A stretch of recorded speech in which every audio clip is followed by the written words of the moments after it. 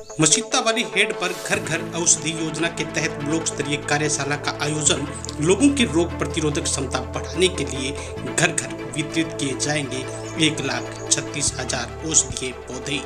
हनुमानगढ़ जिले के टिब्बी क्षेत्र के मसीता वाली हेड के क्षेत्रीय वन अधिकारी कार्यालय की ओर से सोमवार को मसीता वाली हेड के हनुमान मंदिर के सामुदायिक भवन में वन विभाग की घर घर औषधि योजना के तहत ब्लॉक स्तरीय कार्यशाला का आयोजन हुआ। कार्यशाला में मुख्य अतिथि के तौर पर नोहर से सहायक वन संरक्षक दिलीप सिंह राठौड़ ने शिरकत की तथा अध्यक्षता मसीता वाली हेड वन रेंज क्षेत्रीय वन अधिकारी जगदीश सहर ने की। कार्यशाला को संबोधित करते हुए सहायक वन संरक्षक दिलीप सिंह राठौड़ ने कहा कि राजस्थान सरकार के मंत्रिमंडल के निर्णय के अंतर्गत लोगों की रोग प्रतिरोधक क्षमता बढ़ाने के लिए अब हर परिवार को तुलसी, गिलोय, अश्वगंधा और काल मेघ के पौधे निःशुल्क उपलब्ध करवाए जाएंगे, जिन्हें घरों में गमलों में लगाया जा सकेगा। अगले 5 साल में 24 तरह के औषधीय पौधे हर घर में पहुंचाए जाएंगे।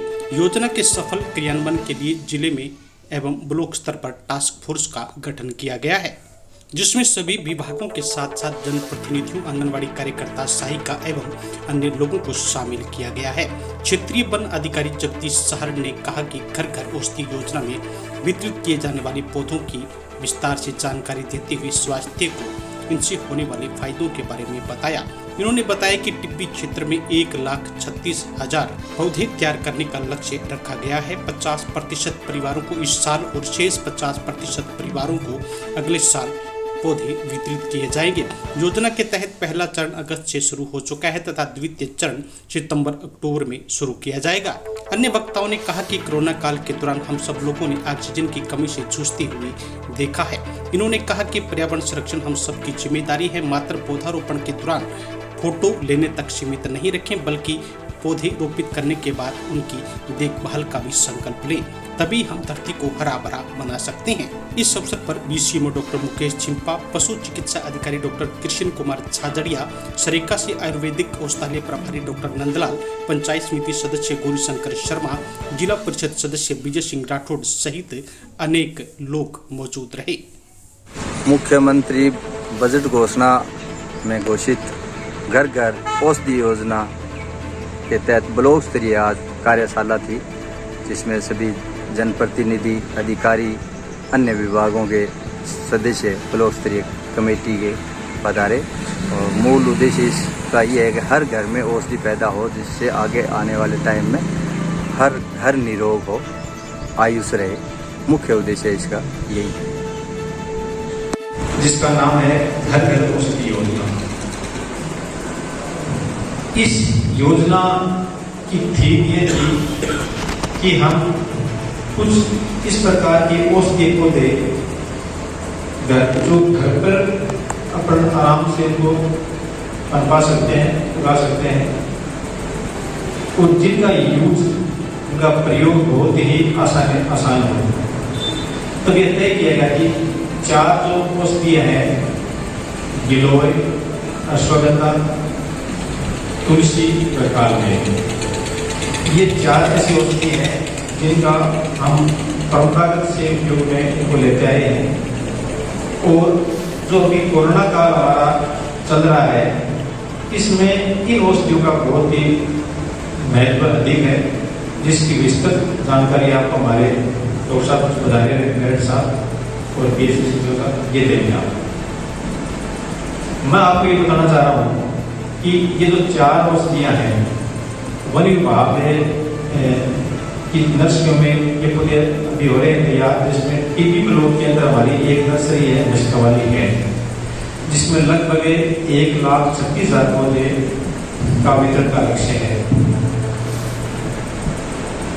ये 4 प्रजातियों के हम 2-2 पौधे, यानी कुल 8 पौधे हम हर परिवार को देंगे। इस बार परिवारों का भी चयन इस बार से किया गया है कि इस साल हम आधे परिवारों को 8 पौधे उपलब्ध कराएंगे। जो परिवार बच जाएंगे उनको हम अगले साल में फिर 8 पौधे देंगे। इस प्रकार 2 साल के अंदर हर परिवार में 8 पौधे पहुंच जाएंगे। अगले तीसरे साल में हम प्रत्येक परिवार को 8 पौधे देंगे।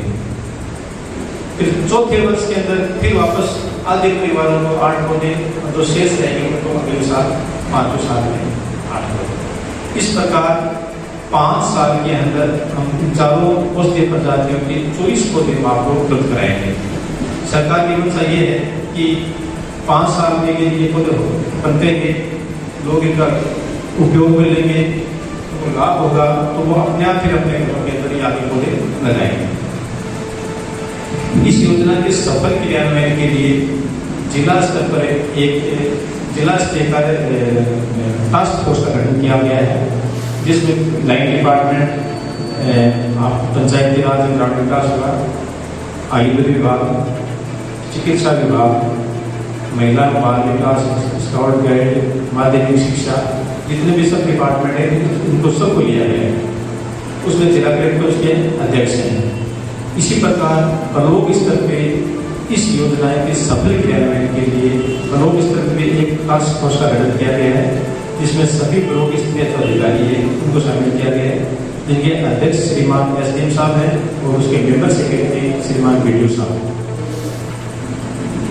इस योजना में हर डिपार्टमेंट का कुछ उत्तरदायित्व इसमें फिक्स किया गया है, जिसमें वन विभाग की ये जिम्मेदारी है कि वो इन चारों प्रजातियों में 1,36,000 पौधे यहाँ तैयार करें। चूँकि ये योजना थोड़ी सी लेट शुरू हुई थी और मौसम भी इस बार इतना वो नहीं था अनुकूल, गर्मी खूब ज़्यादा थी, तो हमें पौध तैयारी करने में काफ़ी दिक्कतें आई हैं। इसमें हमारे नीम के, गिलोय के और तुलसी के पौधे तो हमारे पास लगभग तैयार है। इसमें कालमेघ और अश्वगंधा के पौधे हैं, वो कुछ छोटे हैं। तो सरकार ने ये तय किया है कि हम इसको 2 चरणों में बांटेंगे। एक चरण तो संभवतः 1 अगस्त से स्टार्ट हो रहा है, कि हमें ऊपर से निर्देश मिले कि आप 1 अगस्त को मानते हुए तैयारी को रखें। तो 1 अगस्त से इनका पौध वितरण शुरू हो जाएगा और अगला जो चरण है वो हम अक्टूबर में इसको प्रारंभ करेंगे। इसमें विभाग की जो पौधशालाएं हैं, पौधशालाओं से पौध वितरण के अंदर जिले के सभी माध्यमिक और उच्च माध्यमिक स्कूल हैं, उनको पौध वितरण केंद्र बनाया गया है। तो हमारी पौधशालाओं से पौध वितरण केंद्र तक पहुंचाने जो दायित्व है वो पंचायती राज को सौंपा गया है, जिसके अंदर से पंचायती राज उसमें आपके सरपंच साहब हैं, उनको जिम्मेदारी दी जा रही है कि वो अपने पौधशालाओं से पौधे लेकर अपने स्कूल तक पहुँचाएंगे। स्कूल के अंदर क्योंकि लगभग हर परिवार से बच्चे आते हैं और वहाँ जो प्रिंसिपल हैं उनको जिम्मेदारी दी गई कि वो वहाँ से पौधे वितरण करें हर परिवार में। अच्छा, हर परिवार का उसका रिकॉर्ड रखा जाएगा, तो जो रजिस्टर वगैरह है, जो पंजिकाएँ हैं, वो वन विभाग स्कूलों में देगा। उनका एक निर्धारित फॉर्मेट है। पौध वितरण में एक ये लागू किया गया है कि जो भी पौधे लेने आएगा उसको जन आधार कार्ड या भामाशाह कार्ड, चूँकि एक परिवार का होता है तो उसकी आवश्यकता होगी। जो भी पौधे लेने आएगा वो जन आधार कार्ड लेकर आए। यदि किसी कारणवश से जन आधार कार्ड नहीं है तो वो अपना राशन कार्ड, क्योंकि राशन कार्ड भी एक परिवार का ही होता है, तो राशन कार्ड लेके आ सकते हैं। राशन कार्ड भी अगर नहीं है तो फिर अपने परिवार का जो मुखिया है उसका आधार कार्ड लेकर वो पौधे प्राप्त कर सकते हैं। इन हर परिवार का रिकॉर्ड रखा जाएगा। इनकी इसके बाद में इसकी मॉनिटरिंग भी होगी कि कितने लोगों ने पौधे लगे हैं, क्या यूज ले रहे हैं, और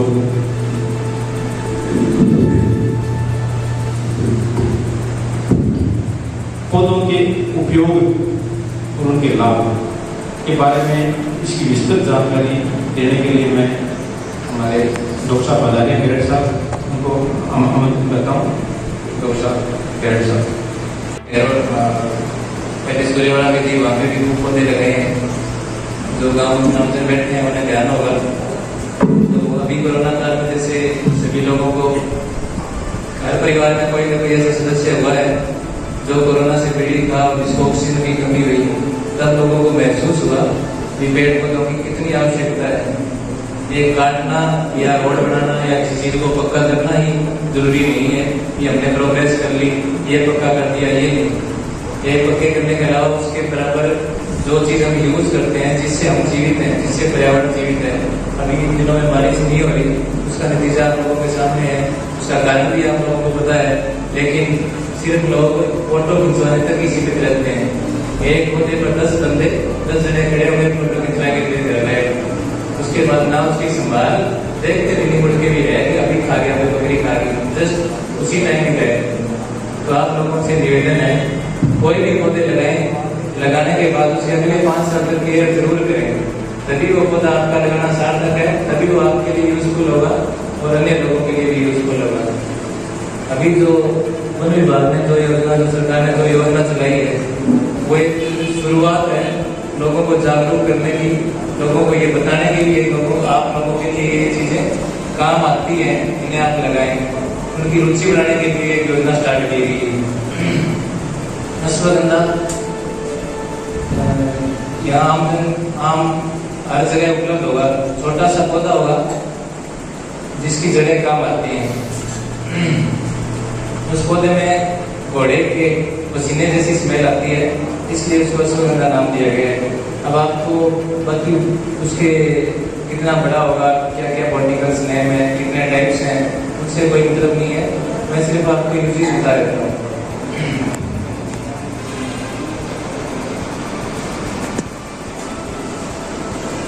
मेनली पौधे की जड़ें काम आती हैं, इसलिए अगर आप उसकी फसल लगाएं, उगाएं या घर पे भी लगाएं तो कृपया रसायन का यूज ना करें। रसायन का यूज करने से वो भी अपन खाते हैं, जैसे स्प्रे हो गई है, वो गर्म करेंगे, जैसे अपन बरसी वगैरह बोलते हैं उसमें भी स्प्रे करते हैं, वो गाय खाती है, हालांकि उसको ना तो थोड़ा ना सीधे गाय को खिला दिया, गाय दूध देगी, गड़बड़ खा लेंगे, इस तरह भी जहर अपने शरीर में जा रहा है। डायरेक्ट जहर लेना भी कोई बात नहीं है, डायरेक्ट ले रहे हैं, डायरेक्ट जहर भी पौधे के थ्रू ही आता है। तो उसमें अमोनियम नाइट्रेट ये डाल सकते हैं, जो सबसे सेफ है। अब आपको यूज बताऊं,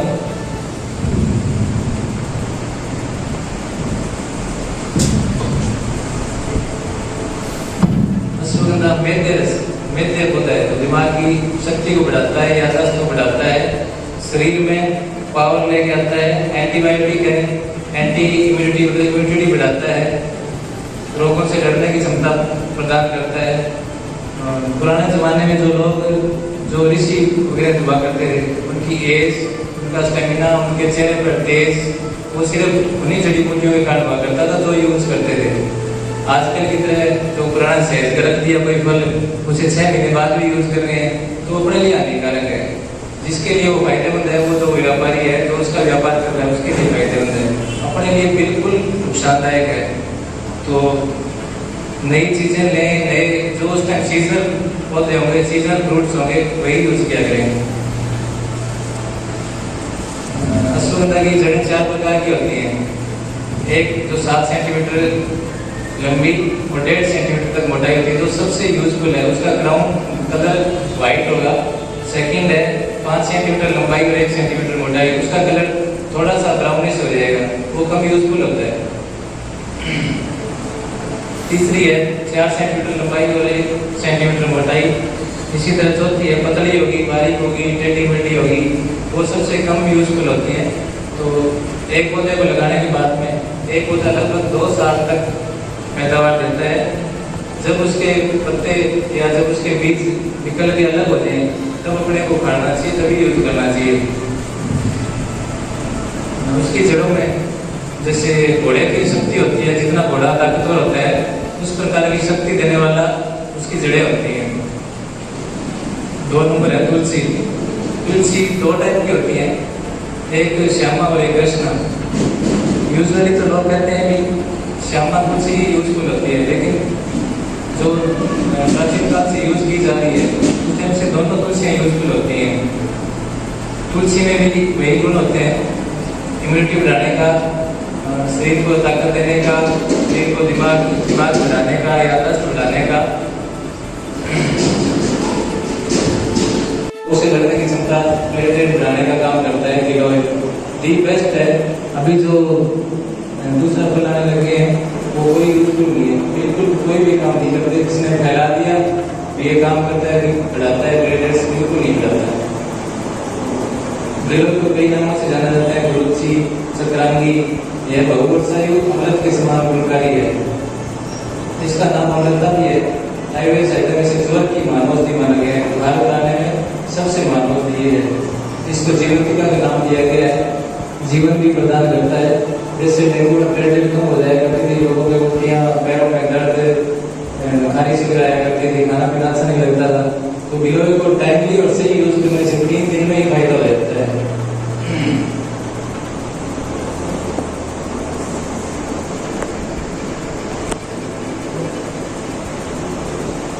इसका यूज ताजे कांड की छाल हरे रंग की जब पत्तेदार होती है, उसके बाद त्वचा हल्के भूरे रंग की होती है। सूखने पर यही कांड पतला हो जाता है। सूखे हुए उसे तने को छोटे छोटे टुकड़े करके बाजार में बेच रहे हैं। इंडिया में पौधों की कीमत नहीं है। पैकिंग होने के बाद उस पर लेबल लगा दिया, फिर वही चीज काफी महंगे दामों पर बिकती है और हम उसे खरीदने जाते हैं। कर्मचारी, ग्राम पंचायत के सरपंच और जितने भी ग्रामीण और हमारे पत्रकार बंधु, आप सबका इसमें स्वागत है। जैसे कि डॉक्टर साहब ने बताया कि कोरोना एक महामारी अभी अपन 2 फेज से निकल चुके हैं, और सेकेंड फेज में अपन को काफ़ी अधिक मुश्किल का सामना करना पड़ा था, क्योंकि इसमें ऑक्सीजन की जरूरत पड़ी थी। ऑक्सीजन की इतनी ज़्यादा किल्लत हो गई थी कि कितने भी पैसे में सिलेंडर नहीं मिल रहे थे। तो अपन को इन जो औषधि पाता है या फिर जो भी पौधे इनकी अपन को महत्व अभी पता चल गए हैं, तो इस वर्षा ऋतु में अपन ज़्यादा से ज़्यादा पौधे लगाएं। हर घर से कम 2 पौधे जरूर लगाएं और उनकी ऐसे देखभाल करें जैसे अपन बच्चों की देखभाल करते हैं। 5 साल तक अपन बच्चों की किस तरह से देखभाल करते हैं, उनके टीकाकरण होता है, चाहे उसकी कोई भी बीमारी होती है, उस हिसाब से अपन को पौधों की देखभाल करनी है। ये नहीं है डॉक्टर साहब ने जैसे बताया कि फोटो खिंचाई बाद में काम खत्म, तो अपन को ऐसे बच्चों की तरह उनकी देखभाल करनी है कि उसमें कोई बीमारी हो जाती है तो उसका भी इलाज करना है, बचपन से भी उसको बचाना है। कि अपन को उसको पूरा पौधा जब तक वो खुद की सुरक्षा खुद नहीं कर लेता तब तक उसकी अपने उसको सुरक्षा करनी है, तब तो उसका फायदा है। नहीं तो क्या अपन पौधे लगा के चले जाते हैं, पीछे से वो खराब हो जाता है, उसकी देखभाल नहीं करते, तो उसकी बजाय तो ये मत ही लगाए। कम से कम एक पौधा आपने खराब कर दिया, वो पौधा आपका कोई दूसरा बंदा लेके जाता, उसकी अच्छी केयर करता, तो पौधा बड़ा हो गया, पेड़ बन जाता। तो अपन को ऑक्सीजन की महत्ता को देखते हुए कि ये है कि इस वर्षा ऋतु में अपन ज़्यादा जितना हो उसके पौधे लगाएं। हर घर से कम 2 पौधे जरूर लगाएं। जहाँ भी जगह मिले अपने खेतों में लगाएं, अपने घर में चले आते घर में लगाएं, स्कूल में लगाएं, ग्राम पंचायत में लगाएं, मंदिर में लगाएं, मस्जिद, गुरुद्वारे, जहाँ भी जगह मिलती है, जहाँ अपन उसकी केयर कर सकते हैं और जहाँ पे जगह है उस हिसाब से पौधे लगाने चाहिए। और ये जो औषधि पादप है, इसके बारे में तो हमें कोरोना में जैसे बहुत सारे मरीजों की कोरोना में डेंगू में प्लेटें वगैरह कम होती है, तो गिलोय इसके लिए सबसे बेस्ट होता है। गिलोय का जूस ये है कि सप्ताह में 1 बार तो पीना ही चाहिए सबको। उसमें क्या है, प्लेटलेट बढ़ती है, इम्यूनिटी बढ़ती है, बुखार वगैरह नहीं होती है, छोटा मोटा जो भी इन्फेक्शन होता है श्वसन से संबंधित वो भी नहीं होता। और तुलसी होती है, उसके बारे में डॉक्टर साहब ने बहुत सारे जो आयुर्वेदिक गुण है वो आपको बताई थी। तुलसी भी अपन चाय में पत्ते डाल के अपन पी सकते हैं। जैसे अपन इलायची डालते हैं, उसकी वजह अपन तुलसी के 4-5 पत्ते अगर चाय में डालते हैं तो उससे अपन को बहुत ज़्यादा फायदा मिलता है। जुकाम, खांसी वगैरह ठीक हो जाते हैं। और तुलसी का तो ये होता है कि जो भी वास्तु दोष होता है, ये माना जाता है कि घर में किसी भी वास्तु दोष अगर किसी भी टाइप का होता है तो तुलसी का पौधा लगा तो आपके सारे वास्तु दोष दूर हो जाते हैं। और तुलसी का अपन अपने जूस में पूजा भी करते हैं। इसके अलावा अश्वगंधा के बारे में, नीम के बारे में डॉक्टर साहब ने बताया है। तो मैं तो आपसे ये अपील करता हूँ कि अपने घर में तुलसी, गिलोय, अश्वगंधा, नीम ये 3-4 पौधे तो अवश्य लगाएं। और गिलोय इसके लिए सबसे बेस्ट है। धन्यवाद। आपके जीवन में मतलब तो आपको पता ही चल गया होगा, हर आदमी प्रकृति से जुड़ा हुआ है। अगर अपने प्रकृति के नजदीक जाएंगे, हो सकता है अपने कोरोना या अन्य कोई महामारी या नए जीवन में होने बीमारी को सबने दूर रहेंगे। एक हमारे पशुपालन विभाग में भी घर घर औषधि योजना का एक उद्योग है। हमारे पास अमूमन पशुपालक आता है कि डॉक्टर साहब हमारे उसको चिचड़ बहुत लगे हुए हैं, इसके लिए कोई दवाई, वैसे तो मार्केट में अनेक तरह के केमिकल इंजेक्शन वगैरह उपलब्ध है, परंतु इसका उपचार आप अपने घर पर ही कर सकते हैं।